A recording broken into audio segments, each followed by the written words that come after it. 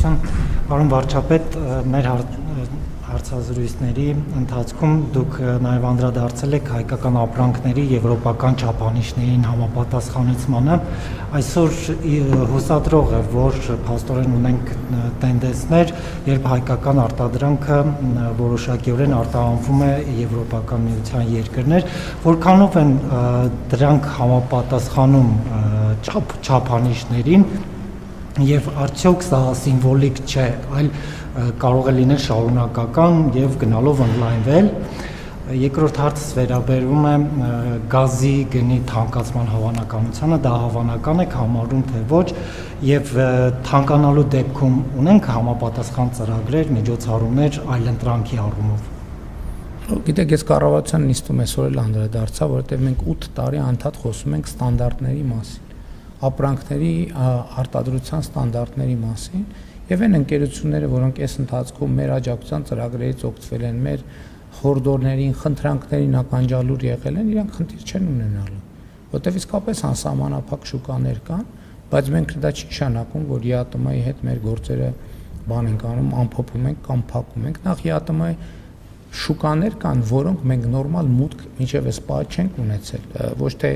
դե յուրե, այլ դե ֆակտո, Ղազախստան, Ղրղզստան, հսկայական շուկաները, որտեղ մենք շատ սիմվոլիկ արտահանումներ ենք ունեցել տրանսպորտային սահմանափակումների պատճառով։ Հիմա Ադրբեջանով տրանսպորտային հնարավորությունը բացվել է, եւ սա նոր հնարավորություն է Հայաստան-Ղազախստան երկկողմ առևտրաշրջանառությունը, առևտուրը զարգացնելու, նույնն էլ վերաբերում է Ղրղզստանին։ Եվրամիության ուղղությամբ Ախալքալա-Կարս երկաթուղին բացվել է Հայաստանի համար։ Հիմա երկկողմ առևտուրը Թուրքիայի հետ դե յուրե արձանագրվել է, հիշում եք նախկինում ուրիշ սխեմաներով էր արվում։ Այսինքն սրանք բոլորը հնարավորություններ են։ Ռուսաստանի Դաշնության հետ էլ մենք եղբայրաբար բարեկամական համբերատար կքննարկենք այնքան առանց վիճաբանությունների մեջ մտնելու, առանց բանի, առանց այդպես նյարդի հանգիստ հանդարտ կխոսանք, կքննարկենք եւ կկարգավորենք այն հարցերը, որոնք պետք է կարգավորվեն։ Գազի գնի թանկացում, մենք պայմանագիր ունենք, պայմանավորվածություններ ունենք, ընդ որում երկարաժամկետ պայմանագիր եւ պայմանավորվածություններ ունենք։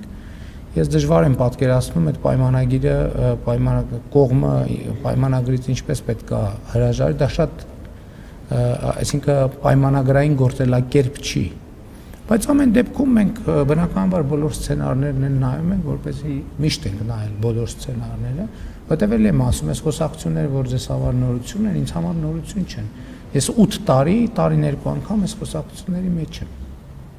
Եվ ԵԱՏՄ-ում են անընդհատ այս խոսակցությունները կապված սահմանափակումների հետ, ֆիտոսանիտարիայի հետ, նույն բանի հետ կապված տեսչական այցերի հետ եւ այլն։ Այսինքն դա ԵԱՏՄ-ի ամենօրյա աշխատանքն է։ Մենք եւ ես ասում եմ, որ ընտրություններից հետո կվերադառնամ աշխատանքի։ Հիմա ԵԱՏՄ-ի աշխատանքներին լիարժեք կներգրավեմ եւ բոլոր հարցերը արդեն երկու ձևաչափերում կքննարկենք։ Շնորհակալություն Պարոն Փաշինյան, վերադառնալով կրկին շնորհավորում